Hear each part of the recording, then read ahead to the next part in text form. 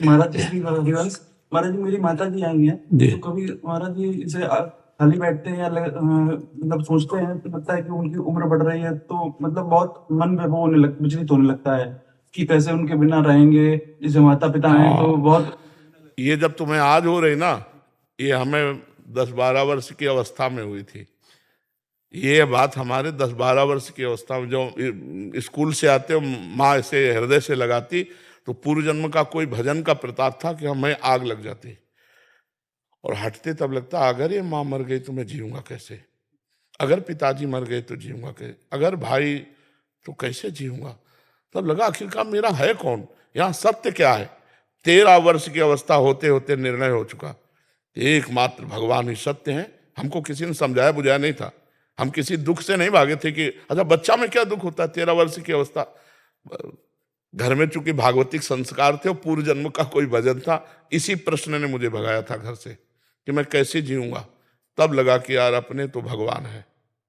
तो सच्ची मानिए, जिस माँ से इतना प्यार करते थे, एक बार केवल आई थी जब हम भाग के गए, इसके बाद फिर वो पधार सब गए। कभी जीवन में घर नहीं गए, कभी जीवन में बैठ करके ऐसे भोजन नहीं किया घर में, उस दिशा को नहीं गए, उस दिशा को नहीं गए। इसी प्रश्न ने मुझे बैरागी बनाया था कि मैं कैसे जीऊंगा इनके बिना।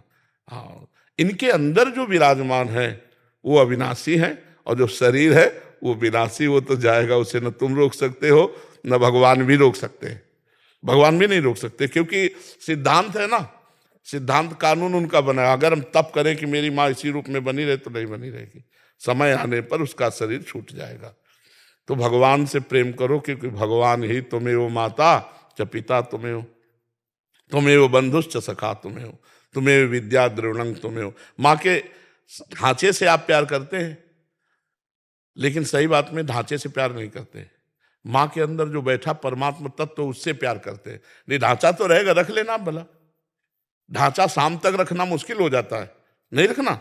लगता है कि यार पैसा अपनी जेब से लगा के उसे फूंक देते हैं जल्दी यार, क्योंकि शास्त्रीय आदेश है ज्यादा समय तक शव को नहीं रखना चाहिए, उसका संस्कार कर देना चाहिए। और ढांचे से ही प्रेम प्रेम किया है, तो हम कहते हैं कि ढांचे को रख लो, भले माँ चली गई। नहीं, माँ तो तुमने शरीर को माना, और शरीर में ही हमारा गर्भ में रहना हुआ, गर्भ से निकले, लेकिन जो माँ के अंदर तत्व था उसे तो नहीं जान रहे हो आप। वो तत्व न स्त्री है न पुरुष, वह परमात्मा तत्व, वो है श्री कृष्ण। महाराज जी जब पूजा करते हैं तो पूजा करते समय मन एकाग्र नहीं रहता है, किसी दूसरी चीजों में जाता है। ये क्या है, अभ्यास योग युक्तेन चेतसा नान्यगामिना। हे अर्जुन, ऐसा अभ्यास करो कि चित्त कहीं न जाए, जहां जहां जा रहा है वहां से हटा हटा करके बार बार पूजा में लगाइए। तो जब अभ्यास सिद्ध हो जाएगा तो फिर नहीं जाएगा। करत करत अभ्यास के जड़मत होत सुजान, रस्सी आवत जात ही सिल पर होत निशान। तो हमारा मन देखो कुछ तो लगने लगा है, जब बिल्कुल नहीं लग रहा था तो कुछ तो लगने लगा, क्योंकि आप अभ्यास में रत है। तो अगर और अभ्यास दृढ़ करें तो पूरा लगने लगेगा। कुछ लगने लगा मतलब हमने उस पर काबू पाया है। अब पूरा नहीं लग रहा है, मान लो 2 मिनट लगा फिर भाग गया, फिर भाग गया, तो हम उसे बार बार हटाकर अपने लक्ष्य में लाते हैं। ये अभ्यास योग युक्तेन चेतसा नान्यगामिना। यदि ऐसा अभ्यास करते रहे तो चित्त एक दिन एकाग्र हो जाएगा। हाँ, और जिस दिन प्रभु से अपनापन हुआ फिर चित्त चित्त ही हो जाता है, फिर उसकी सामर्थ्य नहीं रहती। हरिदास जी, महाराज जी आपके चरणों में कोटि कोटि प्रणाम। महाराज जी, आपके सत्संग सुनकर हमें अनोखा बल मिला है, भक्ति में बढ़ावा होता है। इसके लिए मैं ही नहीं सारा भारतवर्ष आपका ऋणी रहेगा। महाराज जी, मैं राम कथा वाचक हूँ। भक्त लोग हमें प्रश्न करते हैं, कृपया हमारा संशय दूर करें। महाराज जी, पूर्व में जो बड़े भक्त हो चुके हैं या संत हुए हैं, भक्त लोग उन महात्मा का मंदिर बनाकर पूजा करते हैं, उन्हीं का नाम जप करते हैं। क्या उन भक्तों को भगवत प्राप्ति हो सकती है? हाँ, पक्का हो जाएगी। हरि को निज यश ते अधिक, भक्तन यश पर प्यार। ध्रुवदास जी लिखे, ताते ये माला रची, करि ध्रुव कंठ सिंगार। भक्तन की नामावली, जो करि है चितलाय। ताके भक्ति बढ़े घनी, अरु हरि होई सहाय। अजहू सोच विचार के गई भक्तन पद ओट, हरि कृपालु सब पाछली क्षमी है तेरी खोट। जो भक्तों का नाम जप करता है, जो भक्तों को विराजमान कर उनकी सेवा करता है, तो भगवान उसके हृदय में घनी भक्ति जहाँ काम क्रोध का प्रवेश ही नहीं हो सकता, ऐसी भक्ति, और जहाँ ऐसी भक्ति है उसको परम पद मिलना या भगवत प्राप्ति होना कोई संशय नहीं। 1000 बार हरि हरि कहे, और 1000 बार जो हरि हरि कहने का फल है वो एक बार भगवान के प्रेमी महात्मा का नाम ले ले। इतना भगवान आन मानते हैं अपने भक्त के। भगवान देखो स्वयं कह रहे सबरी जी से, 7वीं भक्ति, सातों सम मोहिमय जग देखा, पर मोते अधिक संत कर लेखा। तो संत की छवि विराजमान करना, संत की मूर्ति विराजमान करना और उनकी आराधना करना भगवान को अतिशय प्रसन्न करना है। भगवान का एक यश सुना रहा हो और एक भगवान के भक्त का यश सुना रहा हो, तो भगवान के भक्त का यश सुनने वाले से अधिक भगवान प्रसन्न हो जाए। हरि को निज यश ते अधिक, भक्तन यश पर प्यार। ये तो बिल्कुल खुली बात है। हमने तो कई बार सत्संग में कहा है कि जब घर से निकलो 5 भक्तों के नाम ले लो, अगर विघ्न हो जाए तो हमें बता देना। लेकिन विघ्न होना होगा तो बुद्धि बदल जाएगी, लोगे ही नहीं। भक्तों का स्मरण समस्त विघ्नों का नाश करने वाला है। भक्ति भक्त भगवंत गुरु चतुर नाम बपुएक, इनके पद बंधन के नासत विघ्न अनेक। अगर हम एक ही श्लोक याद कर लें, प्रह्लाद नारद पराशर पुंडरीक व्यास अम्बरीश शुक सौनक भीष्म दाल व्यान रुक्मांगदा अर्जुन वशिष्ठ विभीषणादीन पुण्यानि मानि परम भागवतानि स्मरण, इतने से काम हो जाएगा। 5 भक्त का अगर एक दिन में सुमिरन हो गया तो वो आपको धीरे धीरे भगवान की घनी भक्ति से युक्त कर देगा। जो भक्तों के चरणों का दास है वो निश्चित भगवान को अधीन कर लेता है, और जो भगवान का भक्त है वो भक्तों के चरणों का दास होगा ही होगा। दास दासोहम होगा ही होगा। तुलसीदास जी की जरा भावना महाराज जी की देखो, कह रहे तुलसी जाके मुख से धोखे निकसत राम, ताके पग की पगतली मोहरे तन की चाम। दास दासोहम ये जागृत ही हो जाता है, और बिना भक्त भजन के भगवान की विशेष प्रसन्नता नहीं मिलती। इसलिए जो भी भगवान के भक्त हैं वो भगवान के दासों को बहुत प्यार करते हैं। भगवान के दासों की भक्ति, भगवान की विशुद्ध भक्ति अजित को जीत सकता है। अगर किसी के भाव में बैठ जाए हमारी बात, जो भगवान के दासों की भक्ति करेगा वो अजित को जीत लेगा। विश्वम्भर भगवान उसके अधीन हो जाएंगे। पर दासों की भक्ति बहुत कठिन है, क्योंकि अलग अलग स्वभाव के, अलग अलग प्रभाव के हैं। पर अगर जिसकी श्रद्धा है और वो भक्तों की भक्ति करता है तो भगवान उसके अधीन हो जाते हैं। राधा वल्लभ भजत भज, राधा वल्लभ भजन करने की बात नहीं करे, राधा वल्लभ भजत भज, तो भली भली सब होए। जीते विनायक शुभ अशुभ, विघ्न करे नहीं कोई, विघ्न करे नहीं कोई, डरे कलिकाल कष्ट भय, हरे सकल संताप, हर्ष हरि नाम जपत जय। जो भगवान की भक्ति करने वालों का भजन करते हैं, कोई भी शुभ अशुभ विनायक उसमें विघ्न नहीं डाल सकता। कलयुग भयभीत रहता है ऐसे भक्तों से जो भक्तों की भक्ति करते हैं और हरिनाम जप करके पूरे विश्व पर विजय प्राप्त कर लेता है। अर्थात काम क्रोध लोभ मोह मद मत्सर इन सब पर विजय प्राप्त करके शांत हृदय अश्रु प्रवाह करते हुए गदगद सुर नैना सजल दंपति रस रहे भीन, ई गति वृंदा विपिन में फिरे प्रेम तनलीन। ये निश्चित बात है। हरिवंश महाप्रभु के समीप जब हरिराम व्यास जी आए, ये ओरछा के राजा के गुरु हैं, मधुकर शाह के गुरु हैं, बड़े अद्भुत विद्वान दिग्विजयी योद्धा, जो कोई भी 10 दिशाओं में उनसे विद्वता में हार जाए, कोई उनसे जीत नहीं सकता। वो आए थे हरिवंश महाप्रभु का नाम सुनकर, महिमा सुनकर के देखें कैसे ज्ञानी महात्मा है। महाप्रभु के समीप आए तो महाप्रभु रसोई बना रहे थे, श्री जी के लिए अमनिया कर रहे थे, तो दाल की बटलोई चढ़ा दी थी। तो जो ही श्री नवल दास जी ने आकर के प्रार्थना की कि जय जय, एक हरिराम व्यास जी विद्वान आपसे बात करना चाहते हैं। उनका अभी तो सेवा में, बोले प्रभु बहुत व्याकुल है बात करने के लिए, बुलाओ।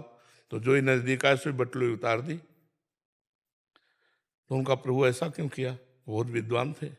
हाथ का कार्य है कार्य करना और मुख का कार्य है बात करना, तो आप दोनों कार्य कर सकते हैं।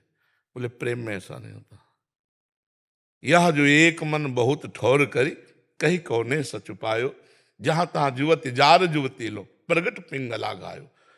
जहां एक मन प्रेम में तन्मयता धारण करता है तहां सुख होता है, दो मन में सुख नहीं होता।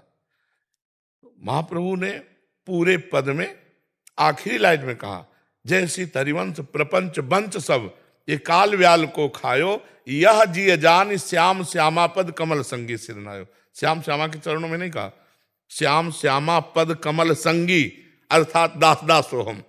आजीवन हरिराम व्यास जी ने यही किया, भक्तों का ही भजन किया, भक्तों की ही आराधना की। इतना विशुद्ध भक्ति का स्वरूप भक्तों के प्रति हरिराम व्यास जी जैसा देखना है, बड़े महापुरुष है। पर एक बार हरिराम व्यास जी संतों के साथ पा रहे थे, तो दूध परोस रही थी पत्नी, तो मलाई गिर गई हरिराम व्यास जी के सामने। तो उन्होंने देखा कि अच्छा ये शरीर पति है, तो तुम इसके दूध में मलाई डाल रही हो, ये हमारे पति हैं संत जन, तो इनको ऐसे जाओ मैं तुम्हारा त्याग करता हूं। यद्यपि ऐसा नहीं था, स्वाभाविक ऐसी प्रक्रिया हो गई थी कि मलाई गिर गई थी। उन्होंने कहा हमारी ऐसी भावना नहीं थी, पर उन्होंने त्याग कर दिया। कई दिन हो गए न जल न अन्न, क्योंकि पति ने त्याग दिया और सेवा से हटा दिया, और रोज संत सेवा होती थी। तब संतों से प्रार्थना की कि भगवान आप सब जानते हैं कि हमारे द्वारा कोई ऐसी, तब संतों ने कहा कि हमारी आज्ञा है, यदि आप हमें मानते हो तो इनको सेवा में लीजिए। तो कहा सब आभूषण बेचकर संत सेवा करें, तो उन्होंने सब आभूषण। इतनी बड़ी भक्तों के प्रति भक्ति आचार्य आज्ञा से। तो सेवा कुंज के बगल में ही है, वहीं जुगल किशोर जी प्रकट हुए थे, स्वयं भू जुगल किशोर, जो आज पन्ना में विराजमान है। सेवा कुंज के बगल में ही है हरिराम व्यास जी की कुंज, वहीं वृंदावन के प्रकट हुए ठाकुर हैं श्री जुगल किशोर जी। तो भक्तों का जो भजन करते हैं इसमें तो मुझे कोई संशय नहीं। भक्तों का चरणामृत, भक्तों का उच्छिष्टामृत, भक्तों के वचन, भक्तों का स्मरण, ये तो निश्चित भगवान की प्रेम लक्षणा भक्ति से युक्त कर देगा। इसमें मुझे कोई सर मोरे मन प्रभु अस विश्वासा, राम ते अधिक राम कर दासा। आपकी क्या राय है इसमें? महाराज जी ये तो सही है। जो महाराज जी साकेतम चले जाते हैं, बाद में उनका मंदिर बनाते हैं। हाँ बिल्कुल बिल्कुल। नाम जापक को संध्या गायत्री कब तक करना चाहिए? जब तक सुधी रहे, जब तक स्मृति देह की रहे, और जब ब्रह्म नहीं, माया नहीं, नहीं जीव नहीं काल, अपनी सुधि ना रही, तब खत्म। जब तक शुद्धि रहे तब तक नियम का उल्लंघन नहीं करना चाहिए।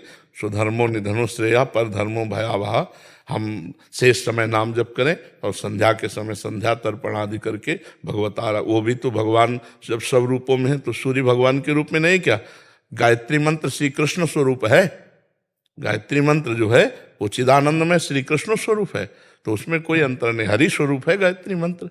तो हम समय समय पर जो भगवान ने आराधना कुल परंपरागत दी, हम उसको करते रहे, अन्य समय नाम जप करें। और जब हमारी शुद्धि ही खत्म है वो बात अलग है, फिर नहीं, जब तक शुद्धि रहे तब तक नियम का पालन करना चाहिए। जी हनुमान चालीसा में एक चौपाई है, अंत काल रघुवरपुर जाई, जहां जन्म हरि भक्ति कहाई। महाराज जी रघुवरपुर का अर्थ अयोध्या जी है, साकेत? दोनों है, दोनों है। और हरिभक्ति से महान युक्त होकर के ही तो साकेत में रहा जाता है, क्योंकि हरिभक्ति का जो स्वरूप है दास्य भाव, तो वो दास स्वरूप से ही रहता है। तो अयोध्या में जन्मे तो वो दास स्वरूप रहेगा, या साकेत में जाए तो दास स्वरूप रहेगा, उसमें कोई अंतर नहीं, क्योंकि हरिपुर दोनों है। अयोध्या सही पूछो तो अयोध्या ही साकेत है, साकेत ही अयोध्या है, केवल नाम का अंतर है। जैसे गोलोक और वृंदावन, तो वृंदावन ही गोलोक है, गोलोक ही वृंदावन है, उसमें कोई अंतर। जो भूतल में है वही अव्यक्त है, जो अव्यक्त है वही भूतल में व्यक्त है। हमको ये मानकर अवधपुरी का अर्थ भाव पूरा ले लेना चाहिए। पर साकेत भी अवधपुरी, अवधपुरी ही साकेत है, कोई अंतर नहीं। अवधपुरी में वास कर रहा तो साकेत में वास कर रहा है। जो साकेत में भी वो दास्य है, दास्य भाव से युक्त है, और जो अवध में वो भी दास्य भाव से युक्त है। तो हरिभक्ति का जो स्वरूप है अवध की, वो विशेषतया दास्य भाव से ही है, विशेषतया दास्य भाव से है। कुछ बिरले हो सकते हैं जो सखा भाव वाले हों राम जी से, कुछ बिरले हो सकते हैं जो वात्सल्य भाव वाले हो, लेकिन अधिकतर दास्य भाव ही रहता है, चाहे जिस भक्ति में हो। जैसे गोपी भाव है, सहचरी भाव है, तो कोई बिरले होते नहीं, तो प्रायः दास्य भाव में ही रहता है जी। हर्षवर्धन सिंह जी, राधा वल्लभ शेहरीवंश महाराज जी, आपके चरणों में कोटि कोटि प्रणाम। महाराज जी यद्यपि जीव जगत को नाशवान समझता है और ये भी मानता है कि नहीं, कहाँ समझता है? अरे बच्चा, ये बातें हैं, समझता कहाँ है? समझ गया तो फिर रोना क्या? जो जाग गया तो सोना क्या, समझ कहाँ गया? समझ तो ये केवल बातें हैं बच्चा, समझ रहे हो ना? ये समझो जो हम कह रहे हैं, केवल बातें हैं प्रवचन की। प्रवचन को जीवन में उतार लेना ये बच्चा अलग बात है। अगर ये बात समझ में आ जाए कि संपूर्ण जगत नाशवान है, ब्रह्म सत्यम जगन मिथ्या, तो बहुत ऊंचाई पर पहुंच चुका महापुरुष होता है, कोई साधारण थोड़ी होता है। वो भगवान के बिल्कुल नजदीक पहुंच चुका है। यही तो बंधन है संसार, और वो जान चुका है नाशवान है।